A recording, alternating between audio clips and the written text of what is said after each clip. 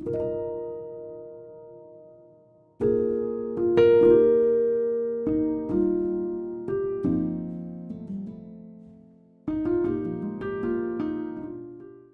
y'all, it's your girl The Crystal Alexis, and it is another week, y'all. Y'all are watching this, so obviously you're living and breathing, so you got another opportunity to get stuff right, okay? And so for me, getting things right, it took a lot for me to go through. It was a very, very long and outdrawn process for me. So I just want to share some things that I have been through personally, and hopefully it helps you on your journey. So it is story time. Yay! Cue the hand claps. Anyway, so today's story time is dedicated to abuse awareness, sexual abuse and physical abuse. So guys, right out of high school, let me see, I graduated when I was 17 in 2001. And so right out of high school, I got with this guy. A lot of y'all probably know him, so I won't say his name because I ain't trying to get sued for my last little pennies that I got left. But he was out West Cocoa. He was a big time, dope dealer at the time. And back then in 2001, if you was wearing Gucci and stuff like that, you had money, okay? So he had money. Everybody wanted him. He was fine. Ooh-wee. And he wanted me. And so 17-year-old Crystal didn't realize that he wanted me because he was a prey. P-R-E-Y. That means he preyed and looked for people that he could control. Okay? And I just happened to be one of them because at the age of 17, I've always had confidence, but I didn't always show it. I wasn't always as vocal and as verbal and as outspoken as I'm is now. Okay? And so at 17, I was still very much so modest, and I just didn't involve myself in all that stuff, as I don't now. I never really did like mess. So he saw opportunity to be with someone that he can control, and so that's exactly what he did. The first year was cool, it was cool. And then I got kicked out of my apartment, no fault of my own. And yes, at 17, back in 2001, you could get an apartment in your own name. So what happened was my older sister, her baby daddy had just got out of prison or county jail or something. He was locked up and he needed a place to stay. Now I was working back then. I was working 2, 3, 6 jobs and hustling on the side, so I was never home. I just always had a spot to go to when I wanted to kick it and chill with my homeboys, homegirls, have a drink, smoke some weed, and just kick it. That was my little hotel, with him. So if I wanted somewhere to just go and kick it to my own, that's where I went to do that at. So I got a phone call. I'm at work. I was working at a nursing home on Merritt Island. And I know some of y'all, if y'all not from where I'm from, y'all don't know where these places are. However, it's just my memory, giving details. So I'm on Merritt Island. I'm working in the kitchen and dietary, doing the trays and stuff for the residents at a nursing home over there. And I get a phone call, and it's my landlord. And she's telling me I got to come and I got to get my stuff. You ain't got to go home, but you got to get up out of here.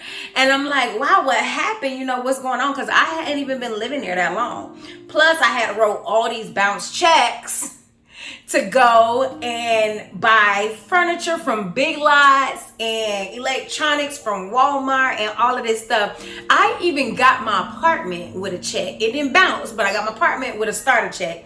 Didn't have my name on it or nothing. So anyway, landlord says, you got to come, you had this guy here and he's trespassed from this property and he was living in your spot. And I'm like, no, he wasn't living there. He was just there for a little bit visiting. They like, yeah, whatever. Come get your stuff. You gotta go. Okay, so I went, got my stuff. So, in a nutshell, my sister and her baby daddy got me kicked out of my apartment because they was over there fighting. The police was called and baby daddy already wasn't supposed to be over there, okay? So I go get my stuff. This is where mine and my boyfriend's relationship took a turn. Because before, you know, he had his own separate spot, I had my own place. But when I got kicked out of my apartment, I didn't have nowhere to go. You know, I had to go and live with him and his mama in the projects. Okay. So, and then there is a 2-bedroom. It is a 3-bedroom. 3-bedroom, 1-bath project. Okay. And I move in with him, his mama, and his grown behind sister. And me, my grown behind, you know. So now you got four negras staying in this project, okay? Of course, I stayed in the room with my boyfriend. You got his mom's room. His dad was passed away, so his dad wasn't there. And then you got his sister. And then at the time, she had a girlfriend. And so her girlfriend was always there also. Okay, so that allowed him to have more access to me. It allowed him to have more control over me because he could physically see everything that I was doing, you know what I mean? And so it got to the point where he was marking my mileage on my car. You know, when I leave to go to work, he like would reset my mileage and see how many miles, and then calculate how many miles it is from there to work, and then it'd be like, you know, it took you 30 minutes to get home, but it's only a 20-minute drive. So what took you so long? You know, God forbid I had to stop and get gas or something, you know. But that's just how bad it was, and that's just how controlling it was at the time. And so, of course, when you're messing with, you know, misogynists and male chauvinism, control and abusive people, they're going to, you know, control you by any means, control everything. You know, he controlled when I ate, you know what I mean? Like, we had to eat together. He controlled where I went.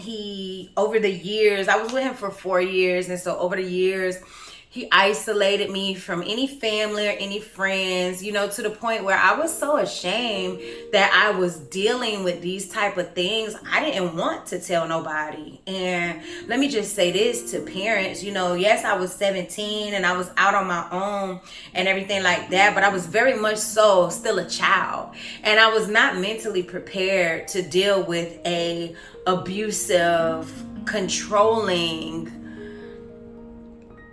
drug head, because he, you know, come to find out he was using cocaine. I didn't know that. I knew he liked to drink and stuff, and I did too, so we would drink and, you know, party together, but I never used cocaine or anything like that.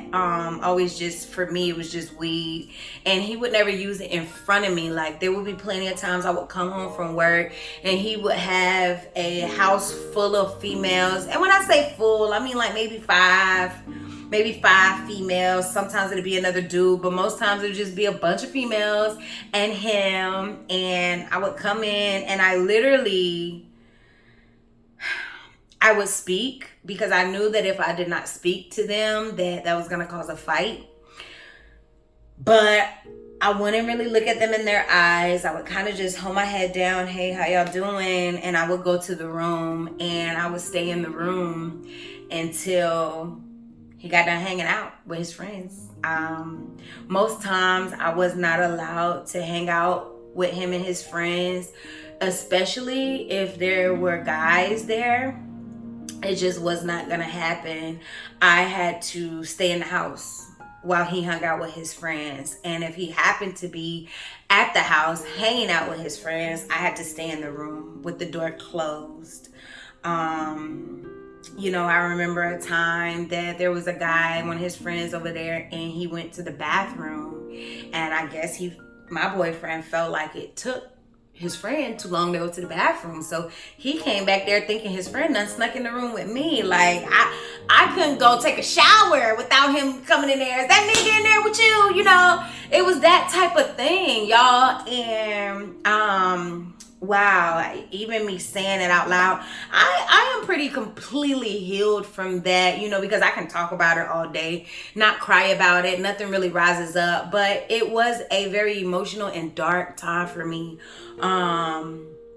There were times he would get mad at me for absolutely no reason at all, you know, and literally just pick a fight. And I'd be like, what in the world are you talking about? Like, you sound crazy. Why did I say that? Because that was a fight, you know. Oh, you don't know what I'm talking about? You acting stupid? Cool. And, you know, I walked around many days with busted lips, black eyes, head trauma. I was in and out of the hospital, you know, getting CAT scans and stuff on my head to make sure, you know, I've had concussions before from him. He has literally choked me out until I blacked out. That's the only time I ever experienced anything like a blackout or anything like that. He has punched me so hard that it split my lip. I have a scar on the top of my lip where he punched me so hard, he knocked like 2 of my teeth through my lip. And it was a gaping hole in my lip. So I have that scar there.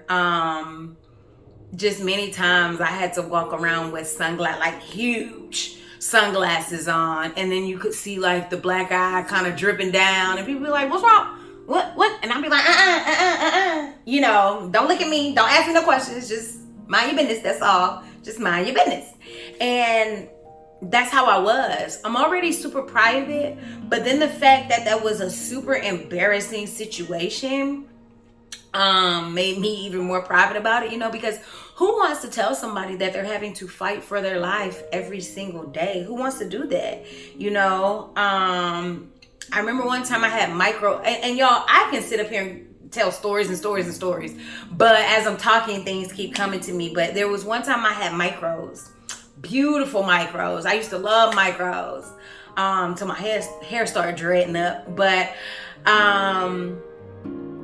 he snatched from the root like handfuls of them. He had me like this and was like shaking me and throwing me all around to the point where like a fistful of micros from the root was ripped out of my head. He was very, very overly sexual, and I really wasn't, because already, you know, like I said, I didn't have like my self-esteem wasn't super, super high at that time in my life. And then on top of that, he's abusive. So unless something is wrong with you mentally, you don't like being abused, you know, and that's not a turn on. And so for me, I just did not want to have sex with him. I didn't want to do anything. And so me not wanting to have sex with him meant that I was out having sex with somebody else in his brain, you know, in his mind. And of course, that was another fight. So it's plenty times I didn't want to have sex, and he raped me as I'm kicking, screaming, no, get off of me, pushing, like he would take it. And the time that I did tell one of my best friends at the time what was going on, like, I didn't go into detail. I just kind of tested the waters to see how much I can tell her.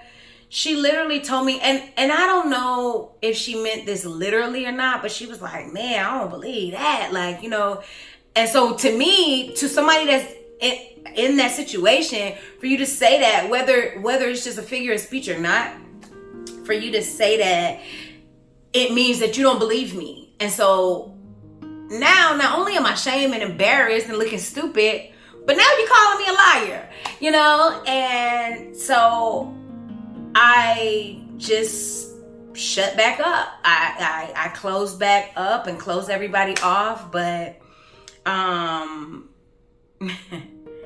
man, wow. So one day I came home, I think probably from work, or somewhere, and my cycle was on.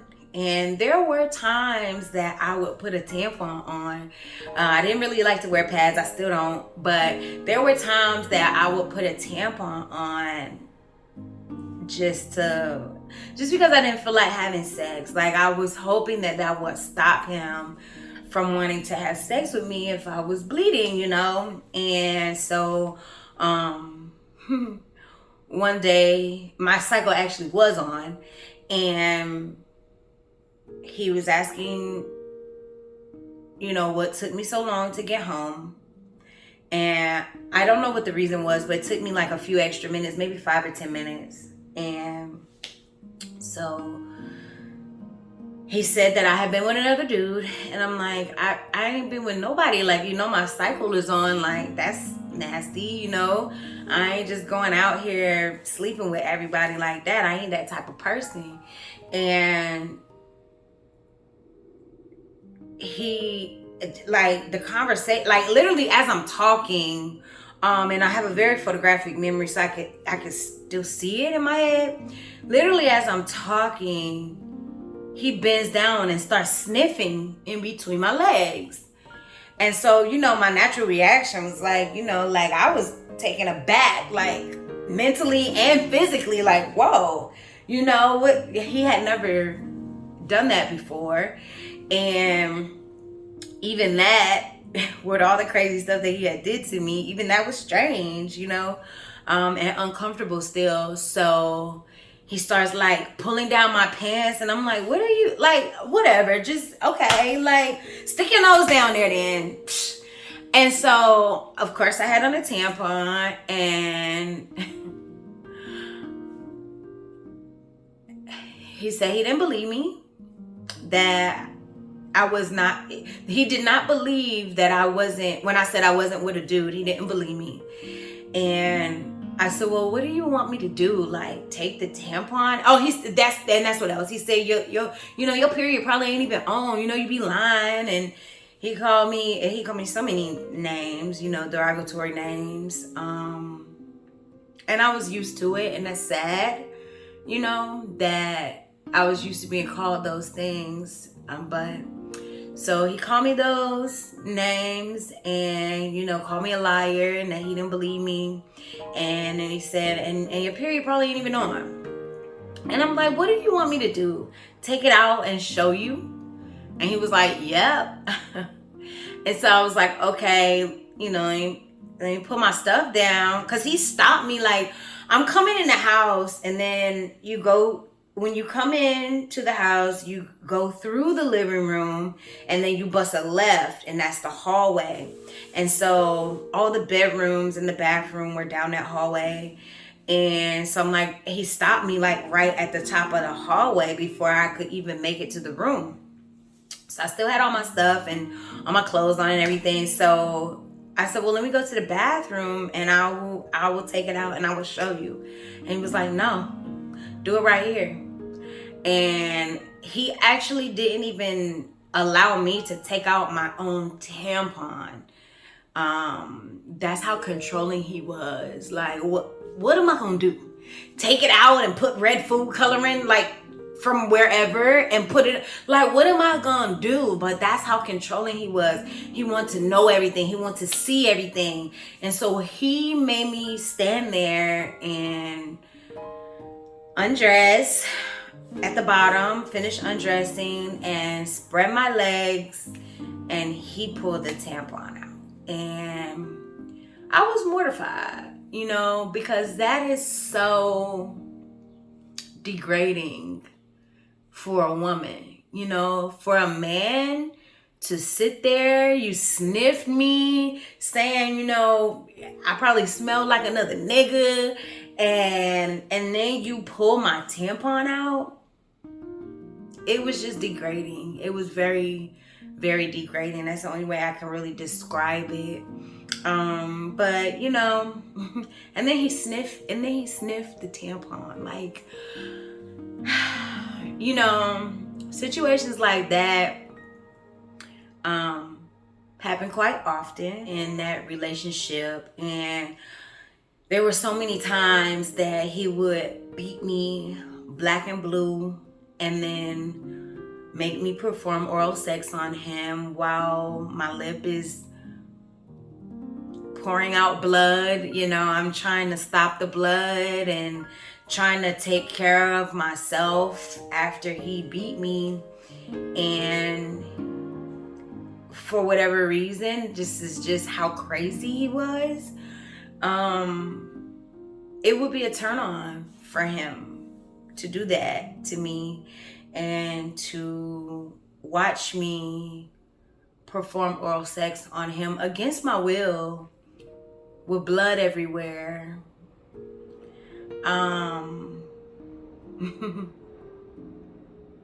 It was sad. It was a real dark place for me. It was a very dark place for me. And I just wouldn't wish that on anybody. Nobody deserves to be treated like property. Nobody deserves to be treated like a slave. And that's exactly what he turned me into. I had to be there at his beck and call. I had to cook for his entire family. They never gave me money or anything. Well, no. Sometimes they would buy groceries, but most time I would have to pay for the groceries on my own and cook for his whole family. And if he felt like he wanted to invite friends over, I would have to cook for them, and I would have to please him sexually whenever he wanted it, regardless of how I felt or what just happened before that. There's even been times, he's licked my blood from my mouth.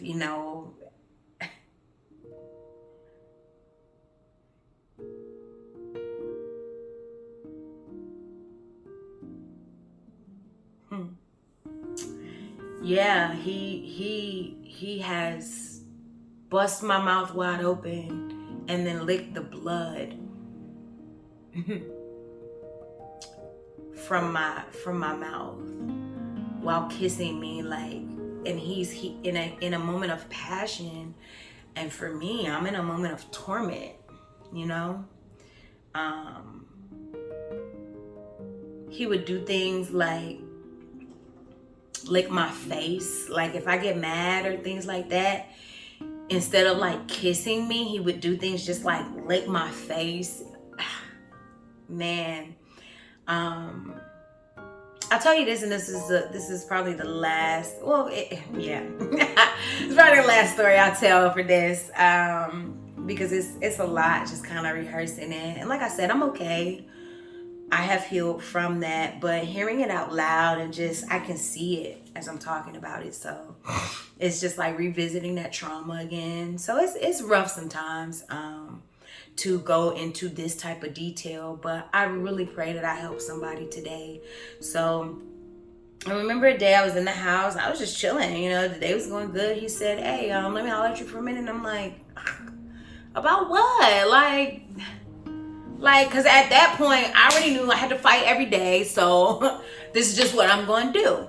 I'm ready for you. I ain't scared no more because you ain't going to do nothing but hit me. So, I mean, what? And so I was talking cash noise, and he was like, hey, come ride with me somewhere real quick. And I was like, nah, I'm busy, or I'm cleaning up, or something I said. And he was like, you said no? And I'm like, yeah, N-O, nigga, no. What do you mean? And so he grabbed me around my legs, up under my butt, and pretty much picked me up, carried me outside, threw me, physically threw me in the car, and got in the car, and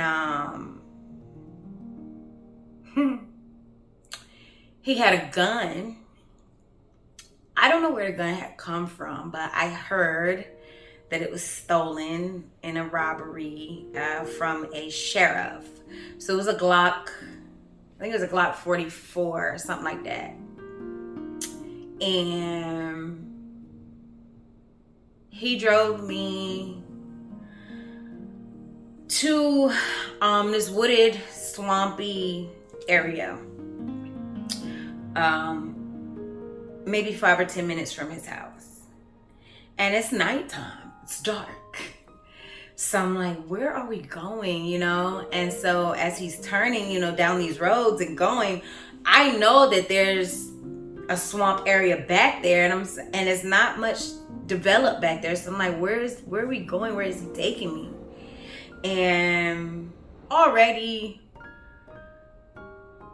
I wasn't scared of him, but I was starting to get scared because he had become unpredictable and just super impulsive.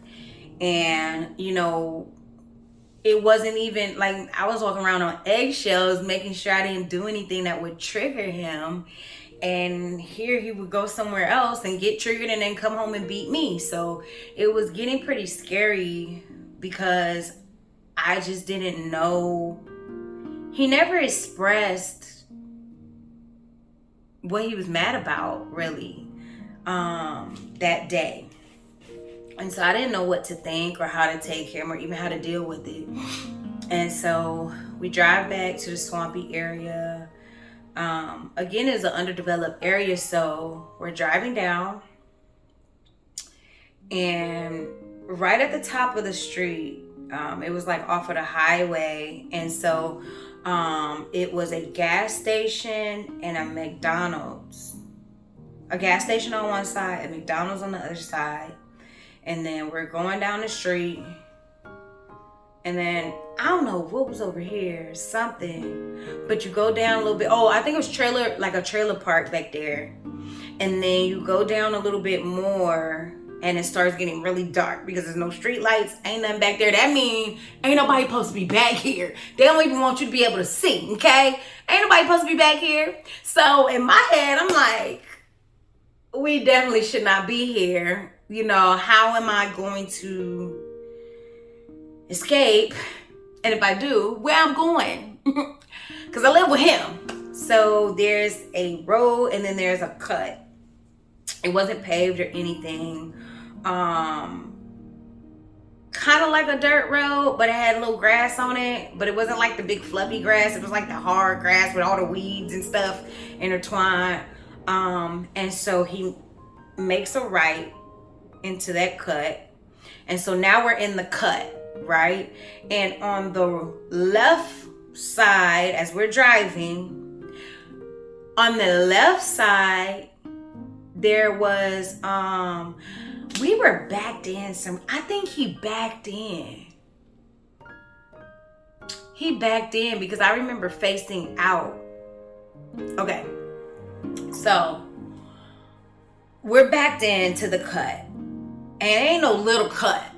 It's a long cut because it's like a ditch type, like a swamp. So we're backed in, right? I'm on the passenger side. He's driving, of course. On the right of me is nothing but woods. And it was such a tight space. Like, I could open the door barely I couldn't really open it all the way, but I could open the door, and that's all the room that was between me and these woods. And then on his side, he could open the door, and that was all the room that was in between him and this swamp. So we're in a really tight spot, okay? I got woods on this side, and it's a swamp on this side, and we're backed in, and he parks, cuts the car off, and tells me, he pulls out a gun. He had already pulled out the gun, actually, but it wasn't like, he didn't have it on me. But when we got back there, he because it was sitting there to make sure I saw it, in case I try anything. Because that's the type of person he was. I'm gonna make sure you know that this gun is right here in case you want to do something, and then you're going to give me a reason to shoot you. And it's going to be your fault because you shouldn't have gave me a reason to. It's the type of person he was. And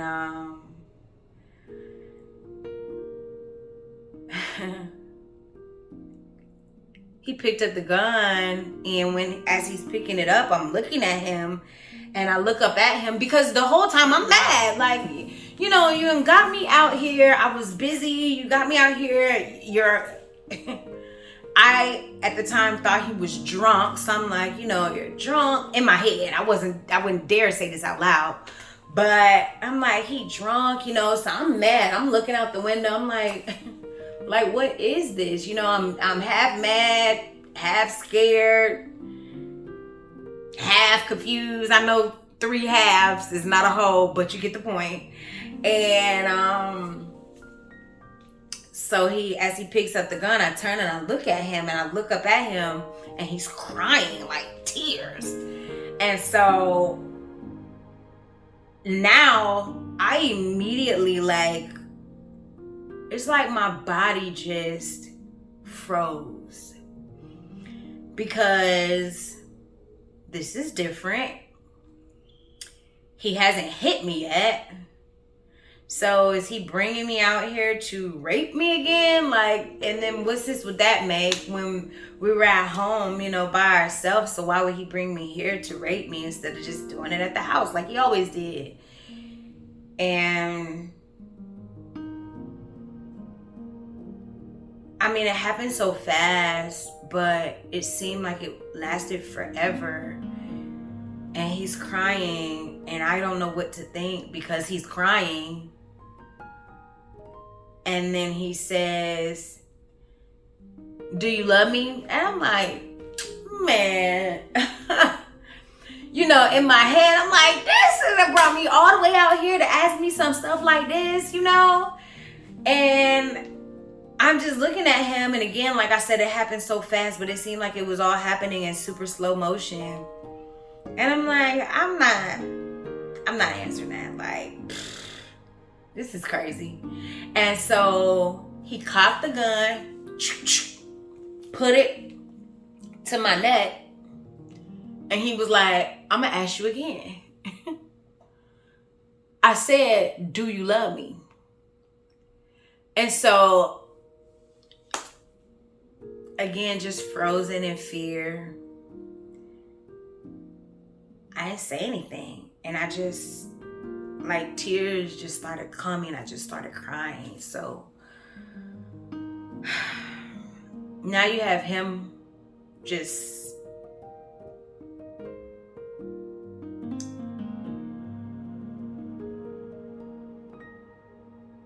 I don't know, just out of it, just psychotic, just obsessive, extremely obsessed with controlling me. And now he's having like some type of emotional breakdown or something, like literally in front of my eyes, you know. I'm seeing his mental state play out in the physical. And I happen to be the victim of this. So, like, is this man finna kill me? Like, all of that was going through my mind. Like, I literally felt like I was gonna die that night.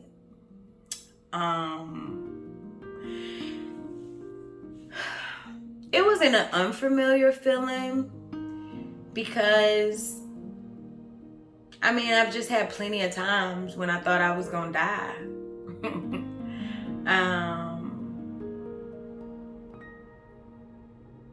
I had plenty of times where I thought, this is it. I ain't gonna make it out of this. You know, but God is real. And so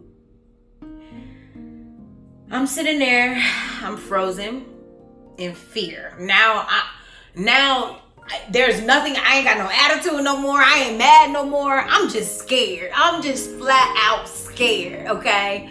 And because now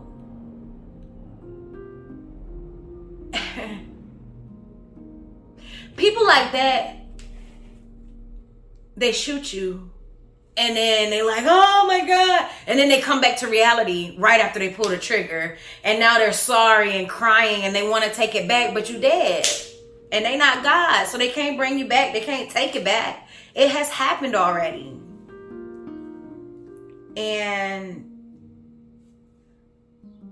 I just knew he was at a point of no return.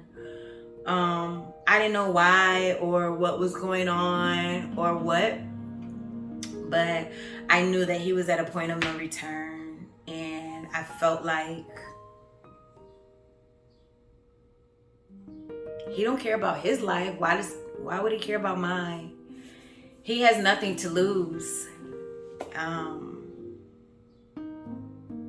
by killing me, and he had really nothing to gain for real by keeping me alive. So the odds were against me, and I just knew that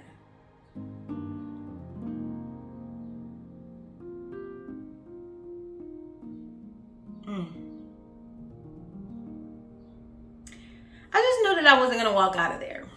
So back to the story. He asked me, tell me again. He said, I'm gonna ask you one more time, do you love me? Tell me that you love me. And I'm like,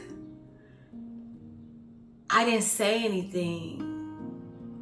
And most people would have just been like, you stupid, just tell him you love him. Like, but I felt like it was a trick. You watch the TV shows and they say, okay, well, let's exchange. I'll give you back your family member and you give me the money. And then you give them the money and then they kill your family member. We've all seen those type of movies. And so for me, I felt like I was in a movie, because it was like, I'm going to tell him I love him and then he's going to shoot me anyway. And then I'm going to die with that lie being the last thing, being my last words. And I was like, I'm not going to die with that being my last words. And so I'm telling you, when I say it's not a lot that I'm scared of, and I've never really been scared to die. I know I didn't want to die early. I didn't want to die young. I know it's a lot that I still want to do and that I need to do in this earth, and that God has for me to do in this earth. But I've never been scared of death, ever. I just always knew God got me. I always knew that. And so I sat there with the gun cop, not saying nothing, crying, just wondering, like, this was the part that made me sad, and this is the part that's kind of making me sad now, is I thought that I was going to die without having seen my family again, without having an opportunity to explain to them what I have been going through for the past few years, without having an opportunity to tell my story, without having an opportunity to talk to them and let them know how much I love them. Like, whew. Even thinking about it hurts. Because I couldn't imagine. There were so many things at that time that my family was going through and that were still not resolved, And so for me, I'm like, I never felt like a lot of my family really dealt with me anyway, so I didn't want to die having those things unresolved. And so I think out of everything, that was the thing that scared me most about thinking that I was going to die that night. He ever so eloquently explained to me that had I not said it, that he was going to kill me and throw my body in the swamp. And by the time anybody knew that I was missing, that the gators would have already eating my body, and there would be no remains left for anyone to find. So, you know, I did tell him that I love him, and it was so frozen that I could barely get out words, but I did say it. And the thing about it,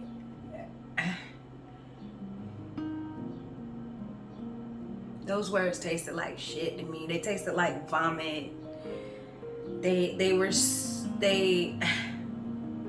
Yeah, I didn't love anything about him. You know, not at that moment. Like, I didn't love how he treated me. I didn't love how he was acting. I didn't love how drugs made him act. I didn't love his attitude, his anger, his rage. I didn't love any of it.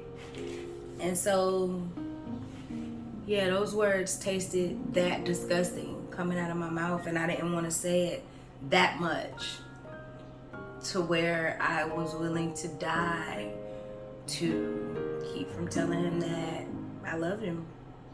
I just didn't want to say it. But I did nonetheless, and at the same time, I just begged and pleaded with God. Like, the only thing that would come out was please. So, in my head, I was talking to God, like begging God, like, please, like, please, just, get me out of here, please. You know, I just kept saying please. But in the physical, I was talking to my boyfriend, like, please, you know, just please. That I didn't want to die that night. And after I told him I loved him, he put his gun away. We went back home and carried on life as normal, you know.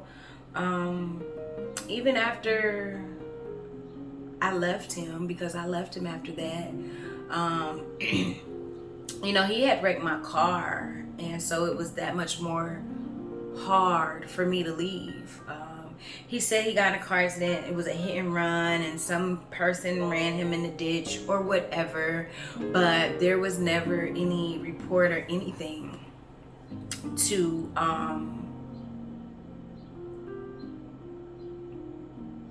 you know, to go along with his story. So I knew that it was a lie, but what he did was wreck my car, and so that would keep me more bound, you know. I had got the car to buy here, pay your place, so you know how that used to be back in the day. And I remember leaving one day. We had gotten a fight. He had, you know, my clothes were ripped, my hair was all over the place. I probably had blood on me somewhere. And I went walking down the road, and a sheriff stopped me. You know, he probably saw me. Just the way I looked, it just didn't look right. You know, I wasn't no crackhead. You know, I wasn't just no streetwalker. But you definitely knew something was wrong, and there was an urgency in my walk.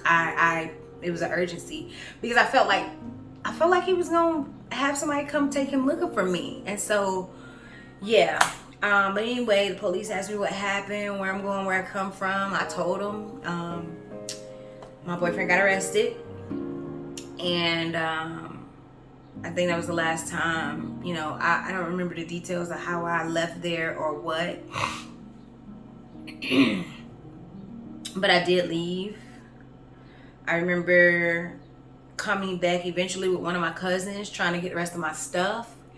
And he tried to fight me then, and I ran out the house and jumped in the car and started up the car, and he came and stood in front of the car like, you ain't going nowhere. And I'm like, okay, who gonna stop me?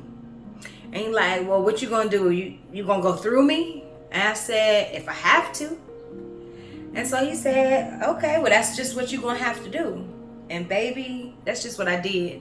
I hit him with the car. I didn't run him over. However, I hit him. And when I hit him, I don't know what he was trying to do. Like, I guess he thought I was going to go and then stop. But I didn't. I went and kept going. So he jumped like on the hood of the car. And because I kept going and it was, impact, he hit the windshield, went over the top of the car, fell off of the back of the car. And 3 days later, I was in jail for hitting him with the car. It's funny that there's never really any type of justice for people who get abused after they are defending themselves, or even if they choose to retaliate, there's never really any justice for us. And it sucks. It really sucks, because I spent 32 days in jail. They had given me no bond at first, and then they dropped my bond down to something like extremely high. And my dad and them, I think, had to pay like $10,000 or something. It was like $100,000, like $50,000. It was $50,000 and $50,000, something like $100,000. So you have to pay 10% if you go through the bail bondsman. And my dad didn't have it, so he put his house up for collateral. Man, but a year after that, we ended up getting into it again, and he had moved, and I had gone on with life, and we were in this one neighborhood, a bunch of people that we both know live in the neighborhood, and I was there, and we had pagers at the time. I think we definitely didn't have cell phones. We were using house phones still. So my friend was moving. I was over there helping her move. All her phone service and everything had got disconnected because she was moving, and I needed a ride. So I said, well, I told my friend, hey, walk with me over here. We're going to go use the phone, come right back. We go over there, use the phone. Ex-boyfriend lets me use the phone. And my friend is in there, and she's like, I'll be right back. I'm like, don't leave me. Because the thing about people like that is they never hit you in front of other people, because they have to save face. They have to maintain their reputation, and plus they want people to think that you're crazy, if you ever were to get the audacity enough to tell on them. And they just don't want witnesses. That's a part of their control and manipulation. And so he would never ever ever hit me in front of anybody, or even talk to me. He would never even talk to me crazy in front of people, for real. So anyway, I knew that, and so I told my friend, do not leave me, and she was like, I'll be right back. Well, she never made it back, because by the time it was said and over, he had done beat me again. So I'm on the phone. Right after I get off the phone, he grabs the phone, snatches it out the wall. I'm assuming to prevent me from calling 911, because he knows what he's about to do. And he started choking me, and I blacked out. I don't remember actually blacking out. I just remember getting up off the floor, and in my head, like I came back like where I left off, because I started fighting him again, and we're fighting and all of this. And I'm trying to get out the door. He had locked the doors, and then there was a screen door after that. He had locked that. And I remember hightailing it, busting out the screen, and I don't know what happened. Like, he grabbed me and was throwing me around and stuff, and there was a spigot outside in the wall, and my soft body hit that hard metal spigot so hard it broke it. And water was flying everywhere. I believe I blacked out again, because I remember getting up off the ground. Actually, I think he might have knocked me out that time. I remember getting up off the ground, full of blood, full of water from the faucet. I ran back over to my friend's house, and when I went over there, everybody in there was like, oh my God, what in the world happened to you? So I go in the bathroom, I look at my face, I'm lumped up and knotted up everywhere. That was the time where he knocked those teeth through my mouth. It was a gaping hole, like maybe the size of a dime. And I still got the scar for where he knocked two of my teeth through my lip.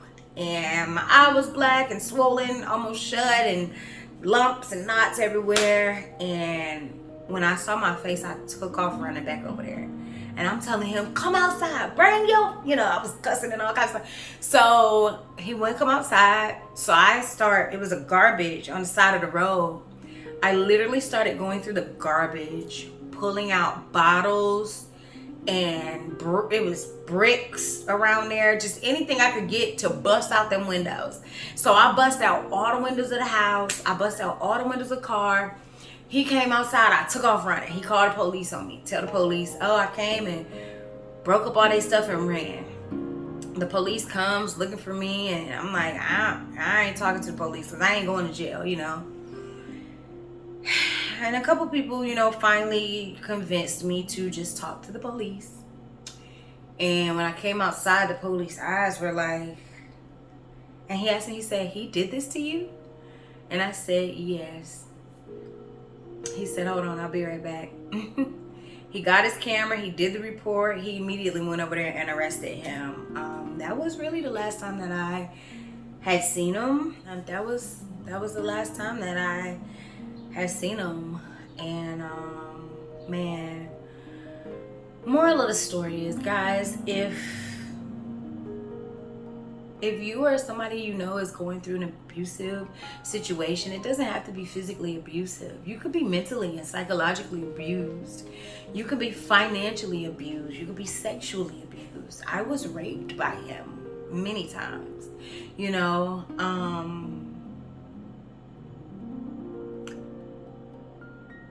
Just get out, you know.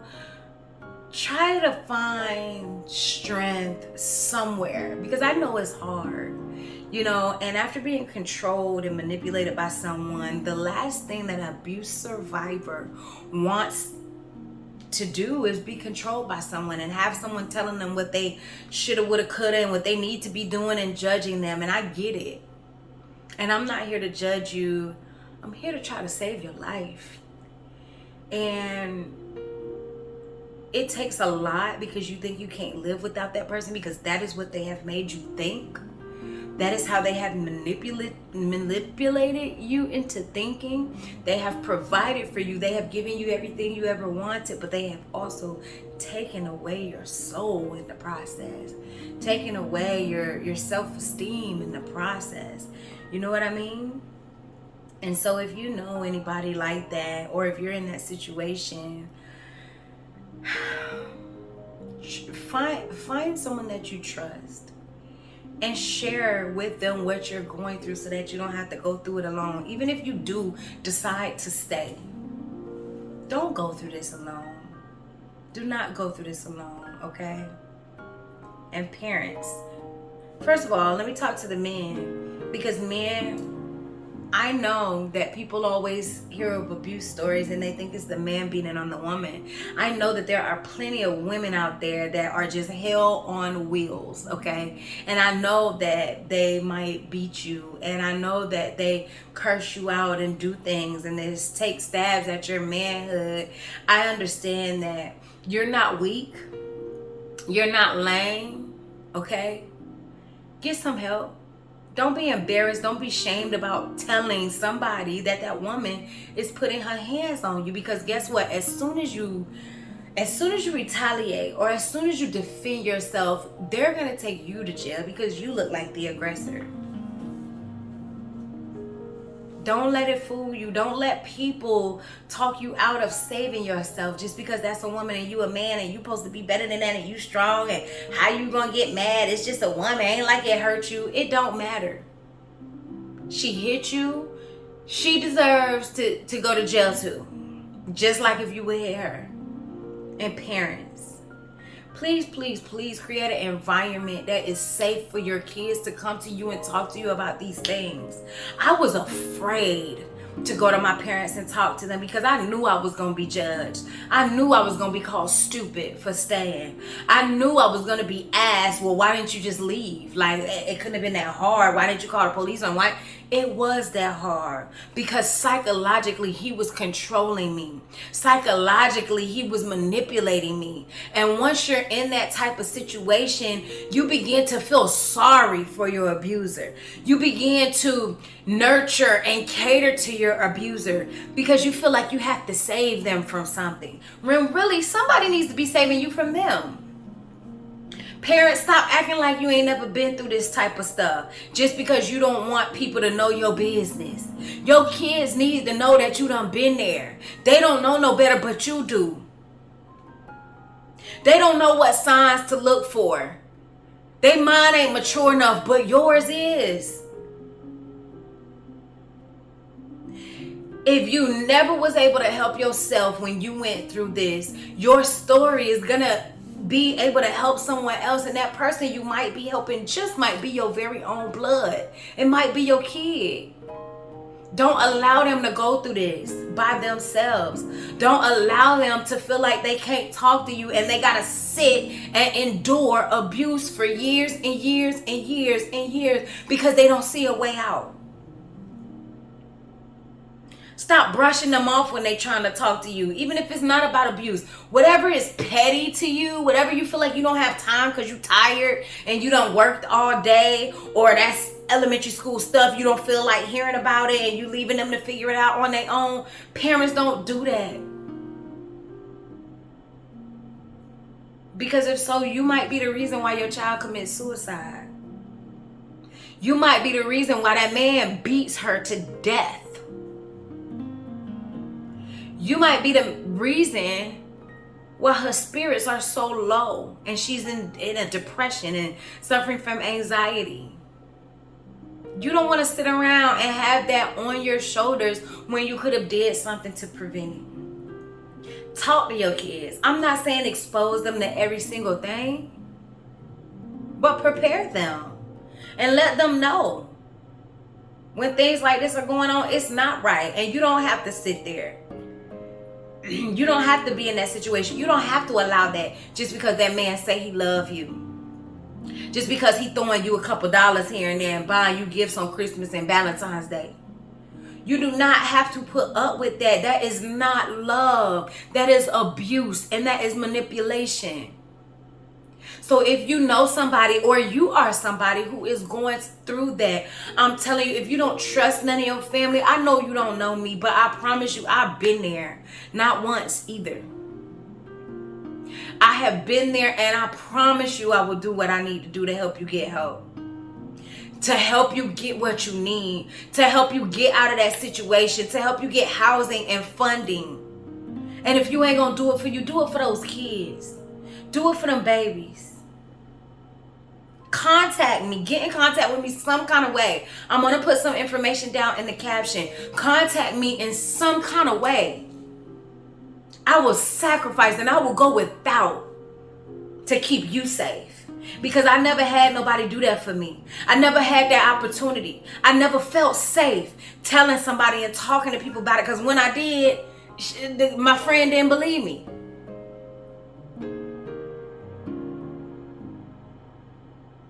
It is your right to be safe and live your best life possible and to be in a healthy environment and to not have to be traumatized and tormented every single day. If that's you, if that's somebody you know, love yourself, love them enough to get out. I pray that you have seen something, heard something, and felt something that makes you want to make that move and change. And I'm not just giving you vain, empty promises. I'm telling you, if you contact me, I'm going to help you. I'm going to help you. That's my word. So y'all have a beautiful day, and I'll see you next time for story time.